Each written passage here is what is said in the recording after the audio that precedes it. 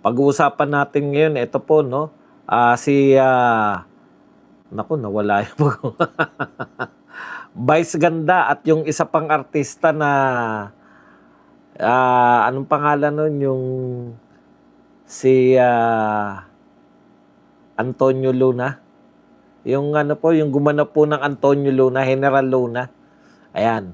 Sinisi pa po ni Vice Ganda, ito pong mga biktima ng baha. Mga hinayupak talaga to. Ito talagang kahit mga artistang dilawan, mga fans club ni yung mga fans club po ni Leni Robredo, mga ano talaga no, paano nyo nagawang sisihin? Ewan ko kung tumutulong po sila sa nabaha. Sana tumulong na lang kayo, ang yayaman ninyo. Tumulong na lang kayo sa mga nabahaan. Sinisi nyo pa, hindi na nga kayo, wala na nga kayong tulong sa mga nabaha. Ay, yung mga dating mga artista, pag may mga sakuna po, hindi po nila sinisisi, tinutulungan po nila. Ayan. Sa kabila po na nabaha po ang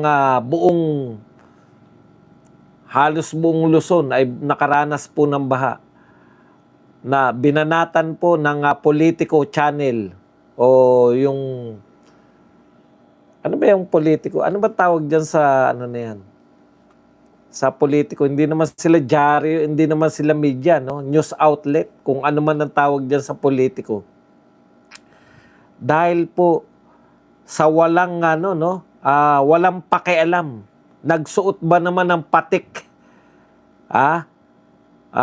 Patik Philip ba to tawag dito? Patik Philip na relo na nagkakahalaga ng 160 million pesos. Online news channel pala. Maraming salamat, Amik. Binanatan po. Grabe po to. Ito po ang mga taong, mga hudas talaga eh. Hudas. Hudas na, wala ba talaga kayong yung pakiramdam? Di ba kayo makaramdam na makidalamhati kayo sa mga nabahaan? Lalo na taga Bulacan ka. Joel Villanueva, mahiya ka naman. Matapos mo ipagkanulo ang sambayan ng Pilipino. Ngayon, magpapakita ka. Bale, wala po kasi sa kanila eh. Yan po ang mga taong walang pakialam sa pagdurusa ng mga tao. Bulacan. Ang Bulacan ngayon ay state of calamity. Mga kababayan mo sa Bulacan ay nagdurusa sa baha. Tapos, nakasuot ka sa Senado ng Patik Philip. Makapal talaga mukha ninyo. At ano pa ba isang topic natin?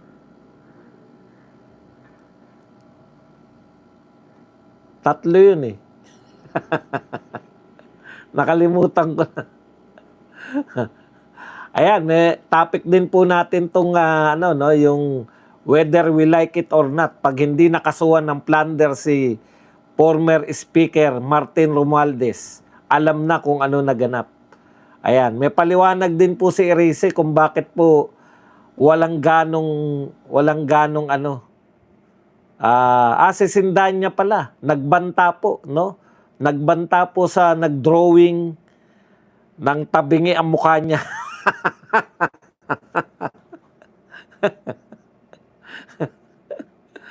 Winarningan niya po yung mga tao na patuloy na nangangantyaw, no?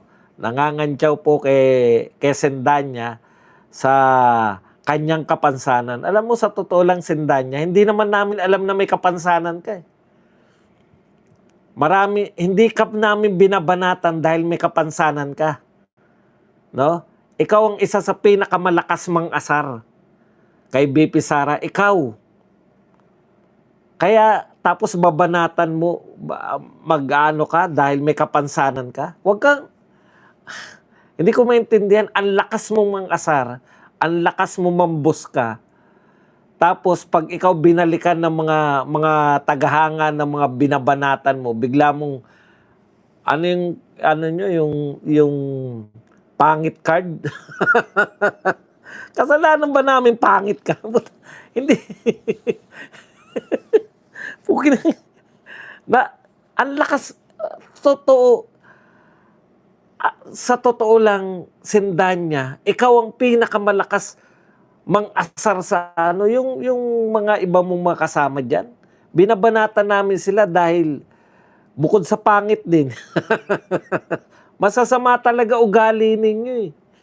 Hindi po, may mga pangit po kaming hindi binabanatan kasi hindi naman masasama ugali nila. O, hindi namin sila kilala. Pero kayo, hindi po, kahit po magaganda, binabanatan din namin, kahit magagandang lalaki. Yung mga asal nyo po, towards, lalong-lalo na po sa mga Duterte, hindi dahil sa tabingi ka. Hindi nga namin alam talaga na na-stroke ka eh. Sa totoo lang po. Kung hindi pa sinabi ni Dilima na kaya katabingi ay na-stroke ka, akalain ba namin kaya katabingi ay na-stroke ka pala?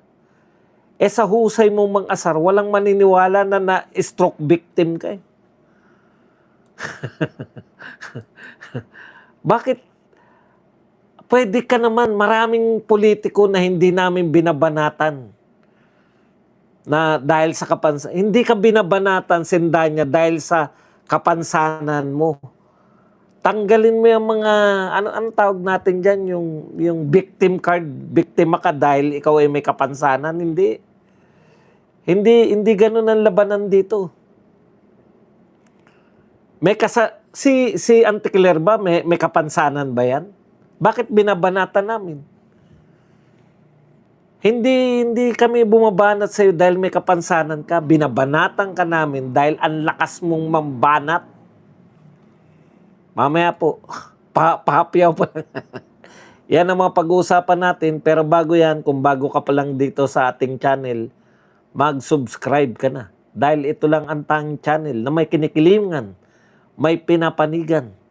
Una sa balita, huli sa impormasyon, kaya ano pang hinihintay nyo? Pindot na. Okay. Hirap na mag-ano ng pindot na eh. Unahin na natin tong mga artistang feeling nila, ang tatalino nila. Karamihan to sa mga artista na to, makaleni. Ha? Yan si... Kaya,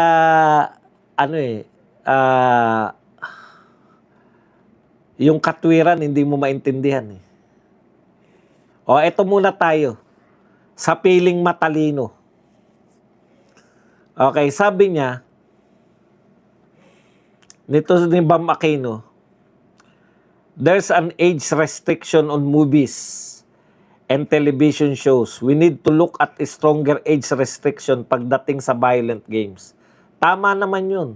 Kung may mga bata na may access tapos yung games is rated mature, mali yun. Correct. Tama ka rin dun. Okay. Dapat may penalties yun.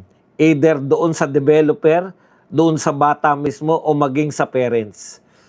Alam mo, Bam Aquino, okay na sana yung mga sinabi mo. Saan ka pumalpak? Yung developer po, nag-develop siya ng laro para sa mga matured audience. Di ba? At siya po, dinevelop niya yung laro na yan para po sa audience, kung saan man siya gumawa, legal po yung paggawa niya. Nilagay niya mature. Bakit mo isasama yung developer ng laro doon sa mature audience? Ikaw ang mag-isip, hindi yung sisisihin nyo yung developer. Gusto niya lang mag-develop ng laro, tapos sisisihin nyo. Okay, at paano ka nakatiyak na yan ang dahilan? Yan ang problema sa inyo eh. Dumaldal kayo pagkatapos ng barilan sa Tacloban. Tapos nung tahimik na po, wala na po nagsasalita, tahimik na rin kayo. May nagawa ba kayong batas tungkol sa Tacloban shooting? May nagawa ba kayong kahit na ano? Wala. Pero habang mainit pa, yan ang problema ng mga politiko natin.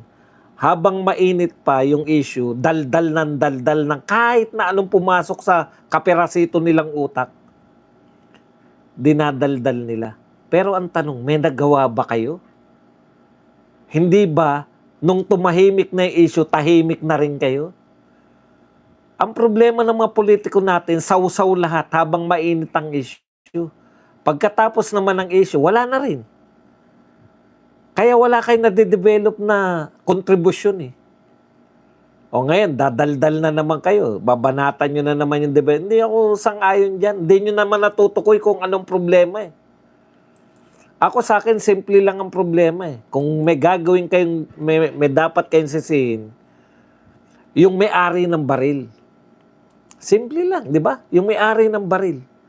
Bakit may access yung mga minor de edad sa mga baril? Kung walang access yung mga minor de edad sa baril, hindi magaganap yung Tacloban shooting, hindi rin magaganap yung Ateneo de Davao.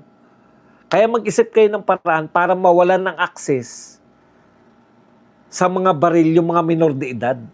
Hindi yung kung ano-ano mga pinag-iisip ninyo. Okay, punta tayo rito kay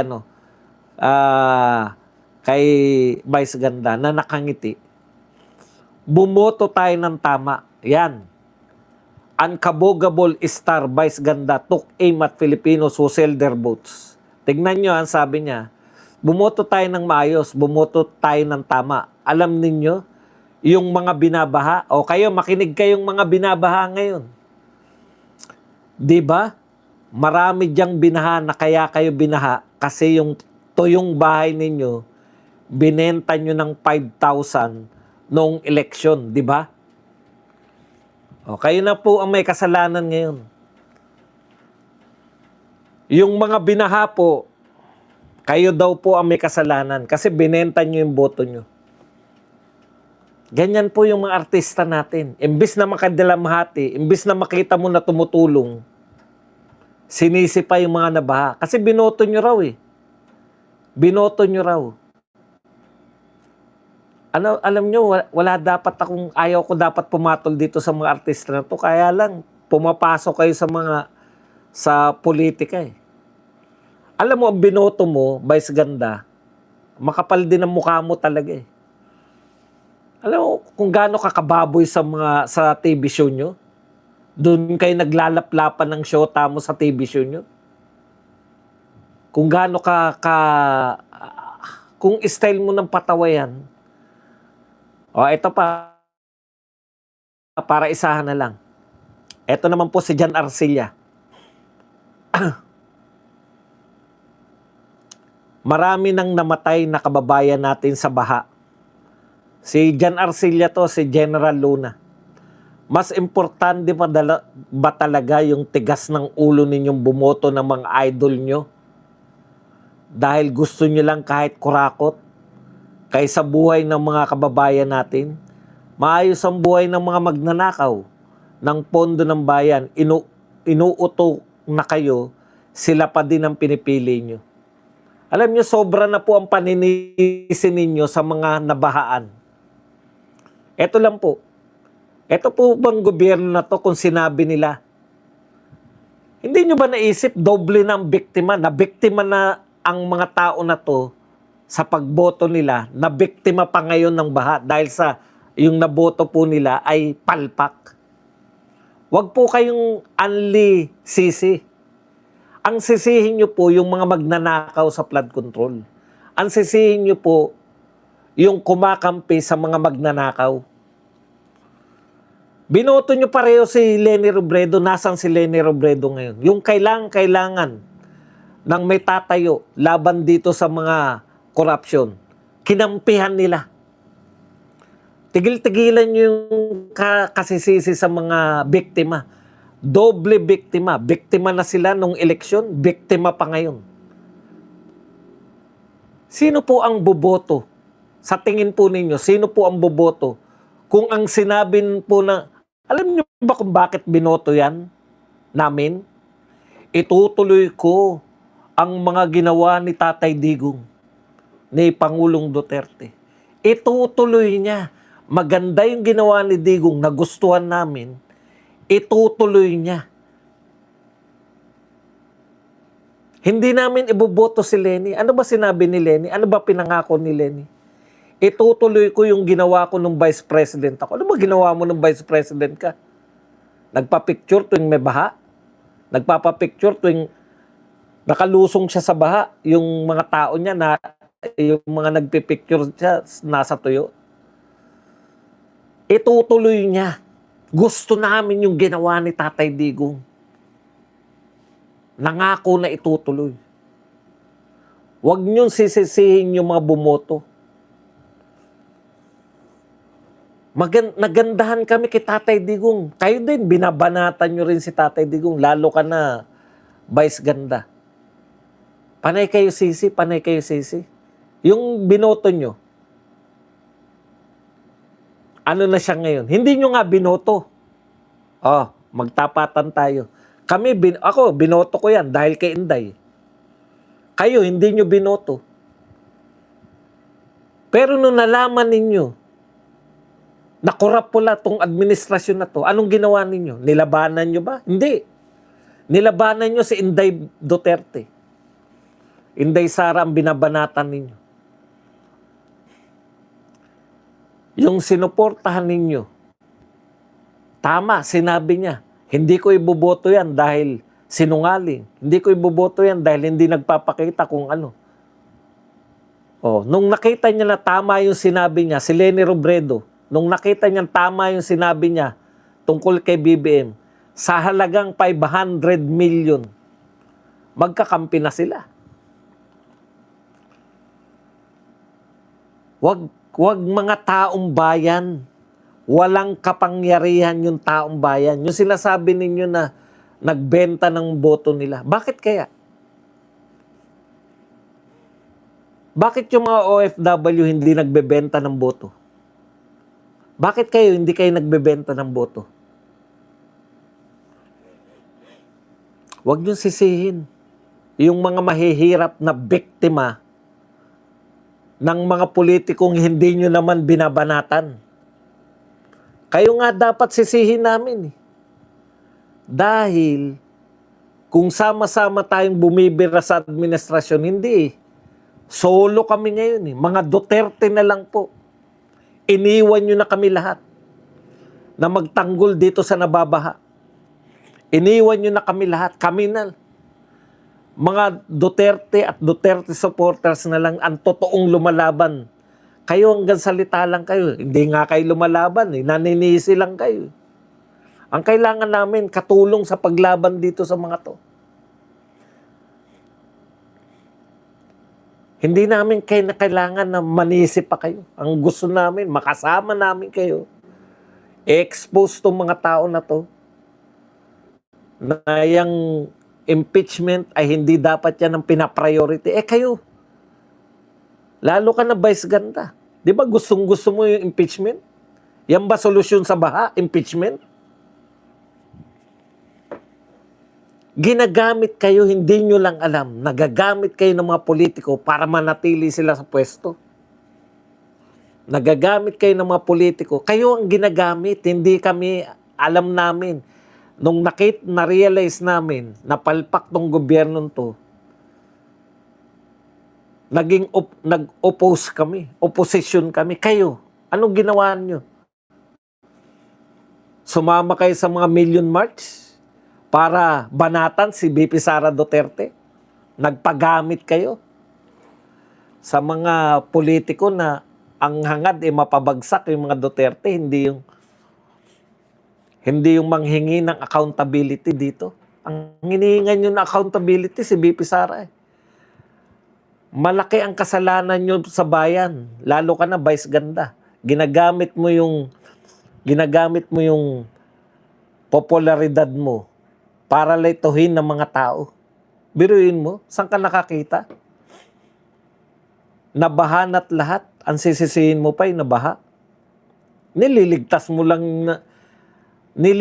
nyo ng accountability yung mga magnanakaw. Bakit hindi mo punahin yung nanay mo, yung sinuportahan nyo? Si Leni Robredo, na kumakampi. Sisi kayo na sisi sa mga nabahaan.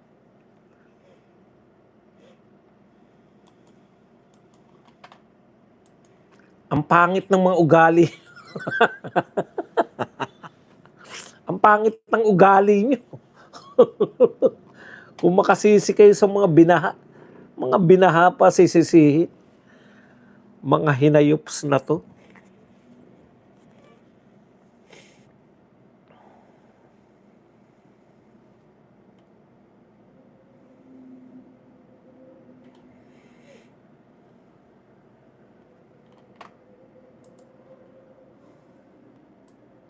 At dahil dyan, di ko napindot ang ating sandali lang. Pipindutin lang natin tong ating ads para kumita naman tayo. Lagi na lang ako hindi kumikita eh.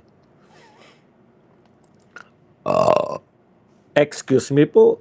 Okay, punta na po tayo rito sa kay Sendanya. Eto muna kay Patik Philip.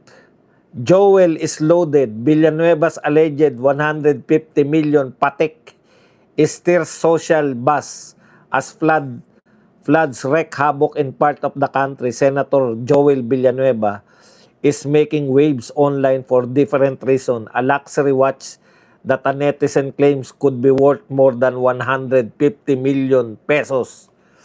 Alam niyo po, no? Sa kabila po na naghihirap po yung mga maraming binaha, pinanunod ko po sa mga mainstream media na to. Wala pong binabanggit tong mga nabaha na nagpapasalamat po kami at si BP Sara po ay nakasalang po ngayon sa impeachment. Wala po. Kinukundi na po nila.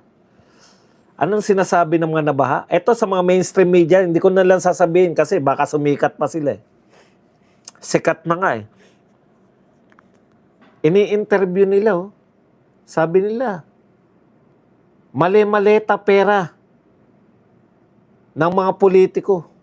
Inuuna pa impeachment, 25 million a day. Alam po ng mga tao 25 million, sana tinulong na lang daw sa kanila.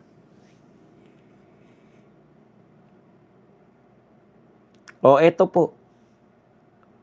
Alam nyo, kahit mayaman kayo, as government official, naging po ako naging government official po ako. Isa po yan sa sinasabi sa atin. Huwag kayong magpakita ng karangyaan. Kahit na kayo'y mayaman, anak kayo ng mayaman o yumaman kayo sa kung ano pa man. Kasi parang yung paghihirap ng mga Pilipino, parang sugat na inaasinan nyo tuwing nakikita kayo na anrarangya ng mga kasuotan nyo. Biruin nyo habang bumabaha, magsusuot ka ng mamahaling relo. Walang kakapalan ng muka.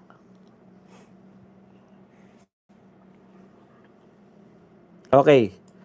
Dito po si alam mo, Sendanya. Ito, naglabas po si Sendanya na, ito sabi niya,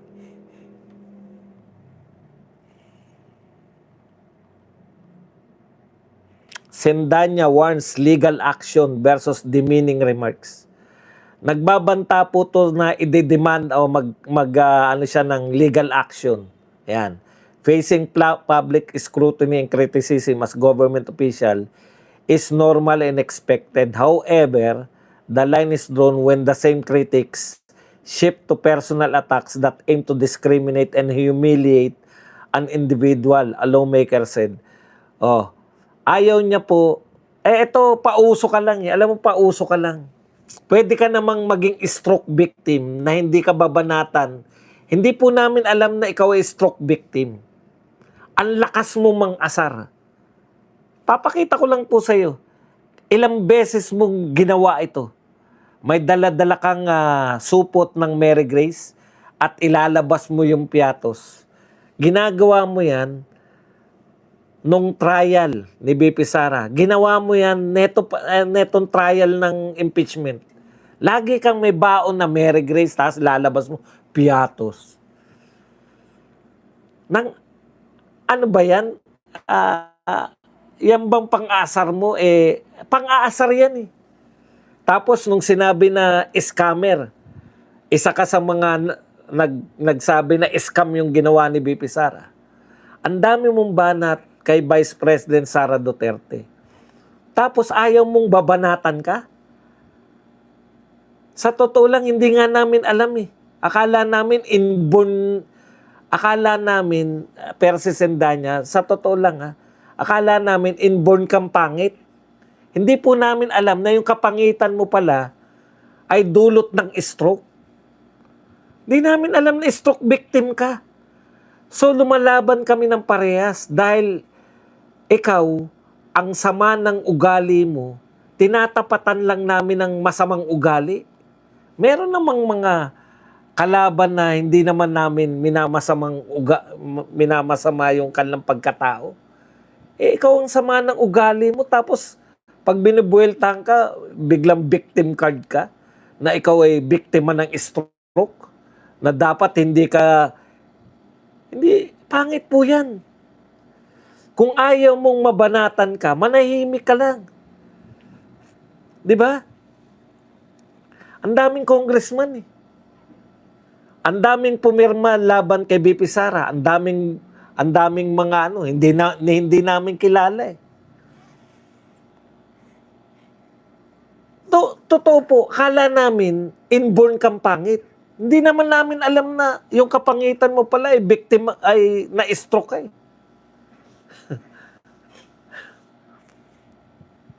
Hindi mo pwedeng ikatwiran yan. Dapat, kung ikaw,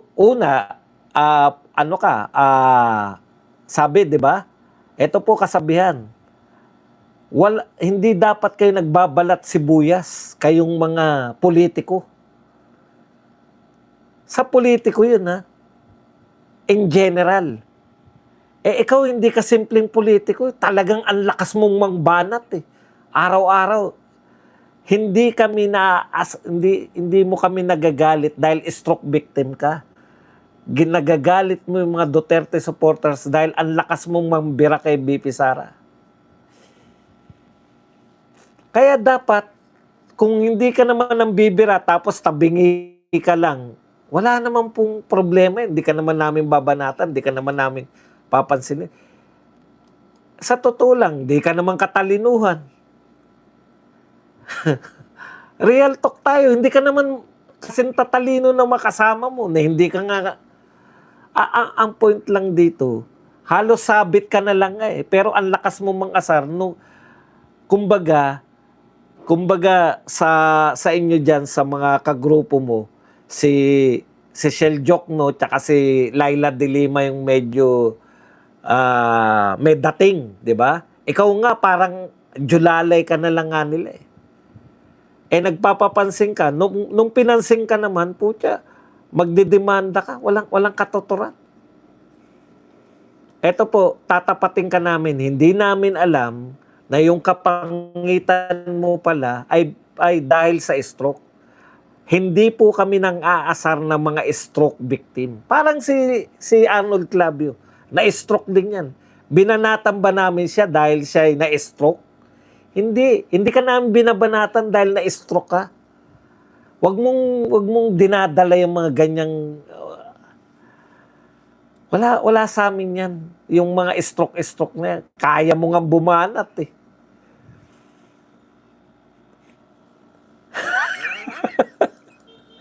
Pigil ako sa pagtawa. Gusto ko nang tumawa na sinabi ko na yung kapangitan mo eh. Hindi na.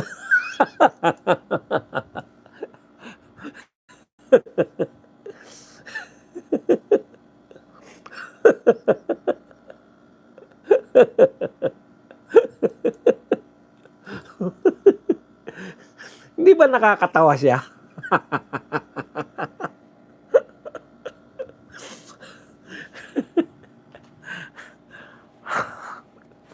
Kung sino yung ang lakas bumira, siya yung umaangal pag binanatan. Okay. Eto naman, balikan po natin tong eto.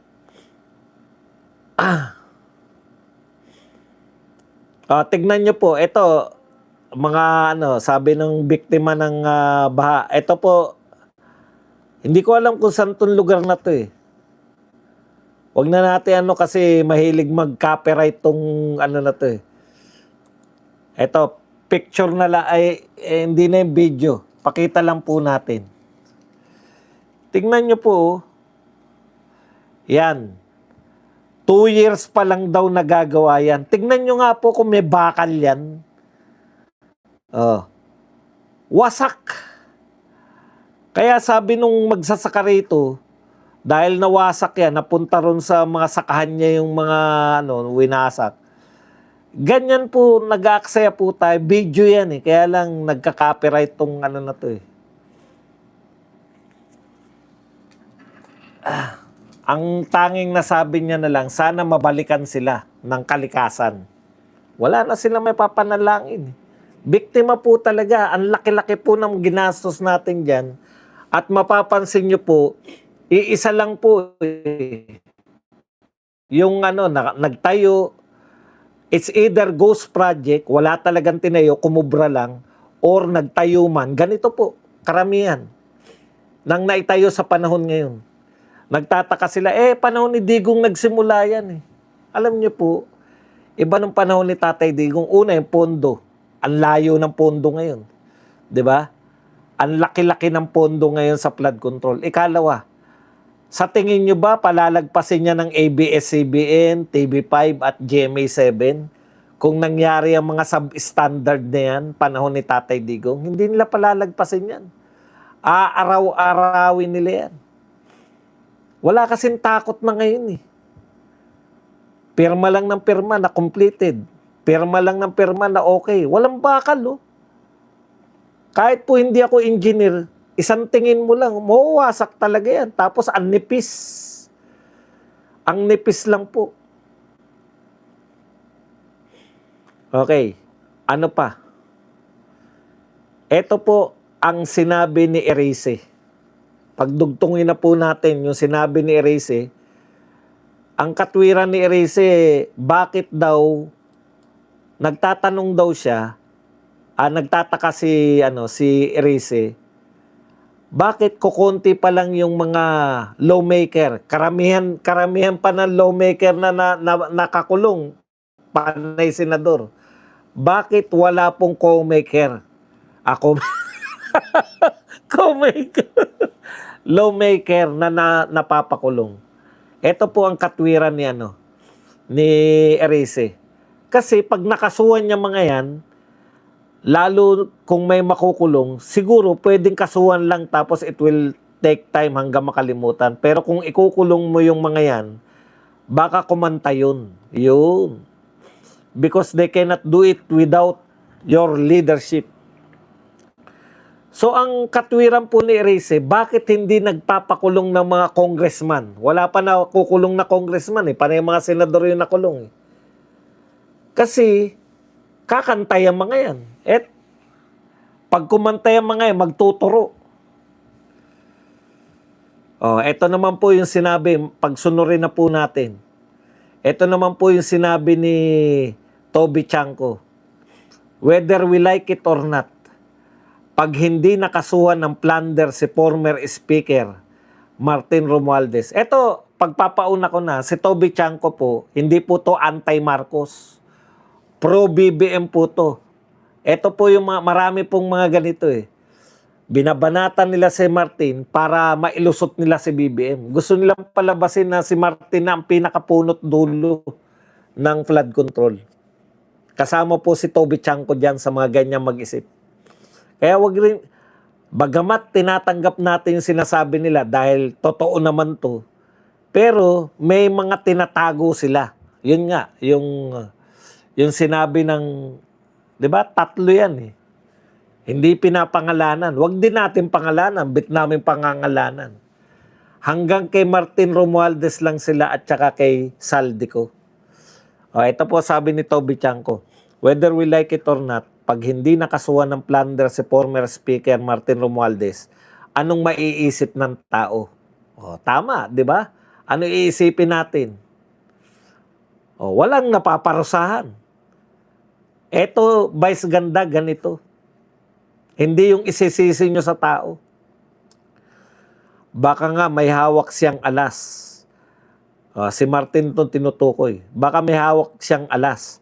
Baka yung sinasabi niya na he will not go down alone at yung sinasabi niya na marami siyang alam, kaya hindi siya tinutuluyan. If we want people to trust government, again, kailangan talagang mahuli yung pinakamalaking isda. So ang gusto ni Tiangco na mahuli, makasuhan, mahuli si Martin. Pero yun na nga yun eh. Kinakatwiran niya rin, pag hindi nakasuhan ng plunder at hindi nakulong si Martin, ang iisipin talaga ng tao, kasi nga maraming alam si Martin. Magtuturo siya, di ba? Magwawala si Martin. Warning yung kay Martin eh. Sige, ilaglag niyo ko. Marami kong alam. Yan ang pinaka sa tingin ko, kaligtasan ni Martin. Marami siyang alam eh. Once na, kaya yung sinasabi ni Erice na optics lang to, yan ang hinihintay natin. Pag hindi nakasuhan, hindi napakulong si Martin, optics lang talaga yan, yung SONA. Tapos na ang SONA, tapos na yung palabas, ang purpose lang naman, hanggang SONA lang. Okay.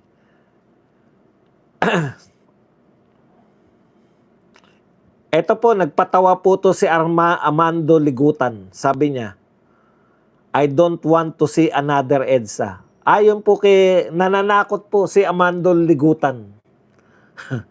Pag daw po si BP Sara ay hindi po, ay na-acquit po si BP Sara, magkakaroon daw po ng bagong EDSA. Tinatakot yung mga senador eh. Utot mo. Kaya ma-acquit si BP Sara, wala naman kayong ebidensya. Wala kayong ebidensya. So far, hanggang ngayon, wala kayong ebidensya. Naitodo nyo na eh. Hindi nyo mapatunayan si kay BP Sara, hindi magkakaroon ng EDSA yan. Wala na kayong tao, yung mga dilawan, wala na pong tao yan. Okay, eto po. Kawawa naman yung mga teacher. Sabi po rito, problema sa baha, baka isisi na rin sa mga teacher. Bagamat comics po ang pagano to, nagtuturo kasi na maling pagtatapon ng basura. Tinuruan kasi maging walang modo. Nagtatapon sa drainage yung mga tao, kasalanan ng teacher yan, hindi naturuan. Yan ba ang gusto ninyo? Okay. Kawawa po ang mga teacher. Alam po ninyo yung kultura ng paninisi. Yan po. Ako nga sabi ko nga, yung paninisi po, yan po ang ugat ng pag ang isang leader, wala nang ginawa kundi manisi, asahan nyo po, walang kakwenta-kwentang leader yan. Kasi, pag once na nanisi na yan, wala na siyang parang hindi na siya obligado. Tignan niyo po itong itong katangian ng liderato natin. Lagi naghahanap ng masisisi. Lahat ng problema na buhat nung nauna pang problema. Mataas ang presyo ng sibuyas, naging asukal, naging bigas. Lahat yan sino sinisisi? May sinisisi, di ba? Dahil sa mga smugglers, price manipulators. Tapos pag nasisi na, wala na. Ligtas na siya kasi hindi ko naman kasalanan yan. Inabutan ko na yan. Meron dati. Yung bigas, ano sinabi nila? Kasalanan niya na rice tarification. Yung batas na pinasa nila nung panahon ni Duterte. Puta, tinanggal yung yung buwis ng bigas. Mahal pa rin. 'Di ba? Mahal pa rin. Hindi na lutas ang problema, pero may nasisi. Lahat po 'yan. Nagkaroon tayo ng problema ng Pogo. Panahon ni Tatay Digong, kumikita tayo sa Pogo. Kontrolado natin yung Pogo. Nung panahon ngayon, panahon ni BBM, dumami yung krimen, hindi na nakontrol yung Pogo. Sinisi yung Pogo kanino? Kay Tatay Digong. Samantalang wala tayong problema noong panahon ni Tatay Digong sa Pogo. Di ba? Oh. Problema natin sa China. Sinisi kay Tatay Digong kasi nakipagkaibigan sa China. Samantalang hindi tayo binubomba ng China noong panahon ni Tatay Digong. Dahil nakipagkaibigan tayo. Pero sinisisi, 4 na taon na tayong ginigit-git. Binubomba ng tubig, ha? Baka isipin niyo kung ano. Binubomba ng tubig, ginigit-git ng mga barko nila. 4 na taon na mahigit. Buhat nung umupo siya. Hanggang ngayon, sinisisi pa rin mga Duterte. 4 na taon mong hindi nalutas yung problema sa China. Kay Tatay Digong, unang taon pa lang, nakipagkaibigan siya sa China. Wala tayong naging problema for 6 years. Hindi tayo nakuha na ng teritoryo. Pero lahat ng problema natin sa pakikitungo natin sa China, sinisisi pa rin. May culture tayo ng paninisi.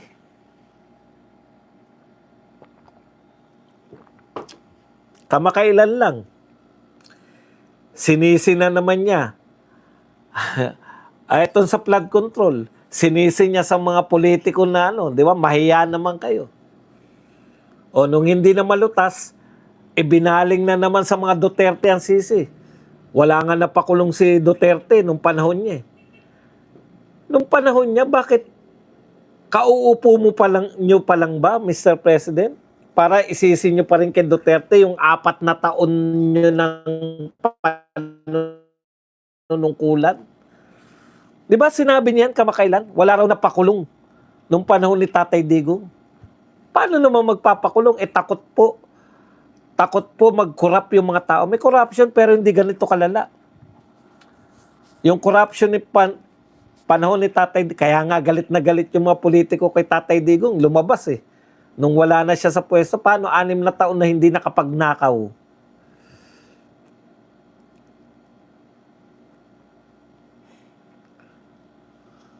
Di bumalik ka Naruto, bumalik ka sa Aquino. Bakit mo ko isasama dyan sa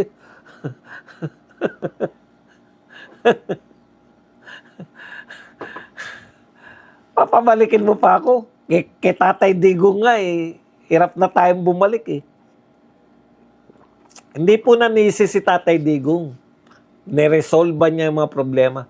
Ang pamana ni Pinoy sa kanya, problema ng droga, problema ng korupsyon. Pero nilutas ni Tatay Digong yan sa abot ng kaya niya. Walang malutas, kaya sisi lang ng sisi. Sisihin natin. Kamakailan lang. Kaya yan yung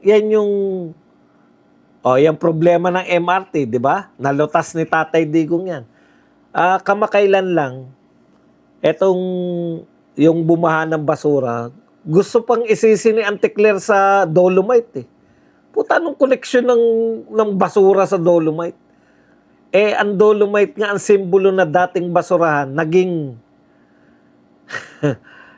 pasyalan, 'di ba? Ang ganda nga ng Dolomite yung symbol niya Simbolo siya na pag nagsama-sama, naglinis tayo, yung dating basurahan pwedeng maging tambayan, maging pasyalan. Kaya dito po nauwi yan, na namihasa si Auntie Claire kasi sisi, hahanap ng sisi. Kaya automatic sinong dapat sisihin? Kasi pag may nasisi na, tapos na yung problema sa kanila. Hindi na sila obligadong lutasin yung problema kasi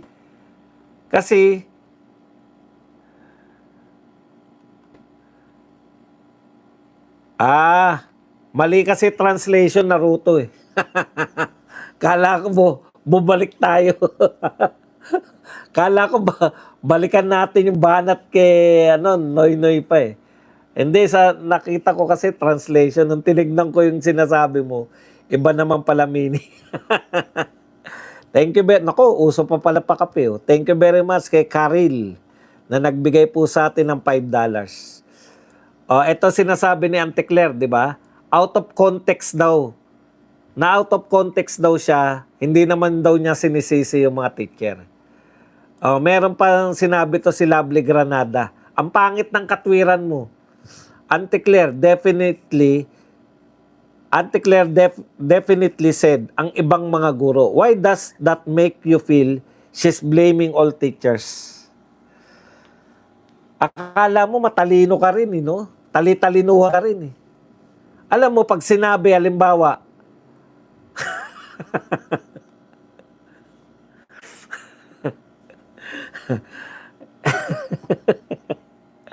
kunwari, pag sinabi, ilang mga Duterte vloggers, sinabi ba na lahat ng Duterte vloggers? Hindi, di ba? May karapatan ba kami magalit? Meron. Kasi tinukoy mo ilang mga Duterte vloggers ay ilang mga Duterte vlogger, yung ibang mga Duterte vloggers ay fake news. Pucha, syempre, hindi mo tinukoy kung sino, tapos sasabihin mo fake news. Oh, ganun lang din yun. Magagalit talaga yung mga teacher kasi hindi po na out of context si Auntie Claire. Siya yung out of context. Ang pinag-uusapan, yung naganap sa Ateneo de Zamboanga. Tapos, magsisisi ka, isisisi mo sa teacher, iba yung context mo pala. Si Auntie Claire ang iba yung context, hindi yung na-out of context siya. Iba talaga yung context niya dahil ang gusto ni Auntie Claire, isisi na naman to sa mga taga Davao, di ba? Yung mga teacher kasi walang modo kasi sakit na sakit siya yung mga estudyante ng Davao. Sinabihan si BBM ng Magna at saka Yawa. Yun po yun.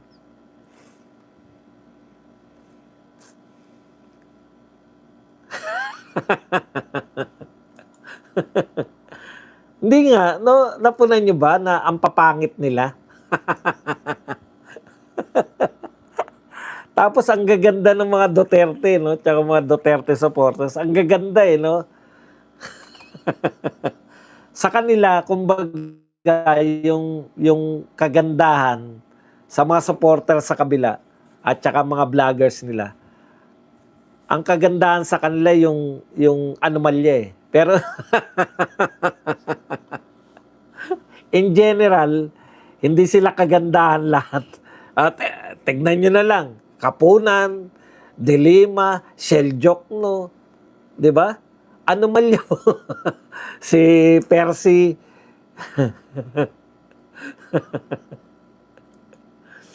Ganun po talaga.